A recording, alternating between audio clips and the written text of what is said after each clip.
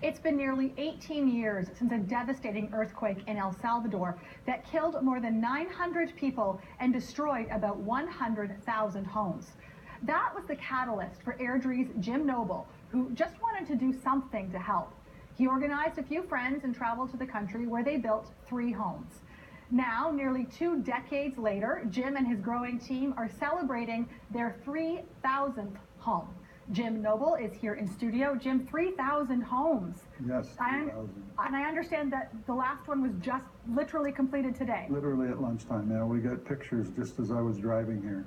So how does I didn't look. So how does that feel? Well, it's a huge accomplishment. You're giving me too much credit by saying that I'm, a big part of what's gone on. There are literally thousands of people that have been involved over the last 17 years. So it's just a huge, fulfilling thing to be involved in. I'm sure that it is. Now, as you said, thousands of people have been a part of this effort. It's called Shelter Canada. Shelter Canada. Tell us about how things have grown and changed for you over the years. Well, as I think we mentioned, we built 3 homes the first team we took. And for the next 10 years, we took 2 or 3 teams a year, and over those 10 years, we built about 1,000 homes. And it was through our denomination, which was the Evangelical Missionary Church of Canada. And they did probably a brilliant thing. I'm not sure if they realized it, but it got to a point where it's bigger than what they wanted to handle. So they gave us the opportunity to take it and run with it. So in 2013, we started Shelter Canada with a group of very dedicated people. None of us get paid. We make the joke if we were getting paid, we wouldn't work this hard. So that's how it got started, and it's just continued. This year alone, we'll build 500 homes. Wow. So how long does it take to build one of these homes? Well, it took 10 of us a week to build the first 3. We're now building them in just a little over 2 hours. Wow, that's really quick. So describe for us, when we talk about it being a home, yes. Describe for us what you're building. It's a shelter. It really is a shelter. They're about 400 square feet. There's 2 small bedrooms. There's an area to store things or to be in bad weather. There's a porch on the front. There's a cement door, or cement floor, and doors that lock and windows that lock. So it's life-changing for the people in El Salvador. They've come out of just awful situations with mud floors and water running through it and water running down on them when it rains. I was there one time, they got 4 feet of rain in a week. Wow.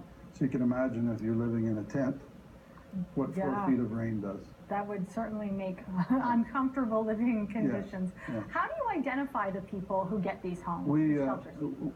Well, I'll tell the story. We have about 8 people that go out and do surveys. Last summer, we surveyed 2,700 families to determine who the 500 would be that are most in need. That's a very time-consuming project. Yeah. We do it with El Salvadorians. We have 1 Canadian family down there helping with the logistics, and the rest is all El Salvadorians. And the El Salvadorians do get paid to do the work. And we're just trying to share God's love with the people that don't have the opportunity to see that very often. One of the comments I get from people when I ask, other than a house, what does shelter bring to the table? And they'll say, you treat us like human beings. So those types of statements really hit home for me. It brings the dignity back. Yeah. How much does it cost to build one of these It's homes? $3,400 to build a house. To build a house. And who's funding these 500 homes? Everybody. Fundraisers, golf tournaments, picking cans. We had a team a couple weeks ago. They had children in a kindergarten draw pictures of what they thought life in El Salvador would look like, and they framed them and they auctioned them off for $1,000 a piece. What a great idea. So, there's all kinds of people engaged and involved. It must feel good to know that so many people are behind you and supporting this project. It is good. And, like I say, we're trying to be a catalyst for change in the lives of the poor in El Salvador, and by doing that, we're trying to do it by showing God's love. It's as simple as that, and as complicated as that. And if people wanted to volunteer or donate, how do they do that? They can go to sheltercanada.com, and they will see on our website exactly where they can plug themselves in and get involved one way or the other. We encourage anyone to consider coming to El Salvador. I think it's life-changing. you know, as much as we help the people in El Salvador, I think everyone that's ever gone would say they've been helped too. Well, Jim, thank you so much for telling us about it. And I know you're headed to El Salvador at the end of the week, so safe travels. All right. Thank you very much.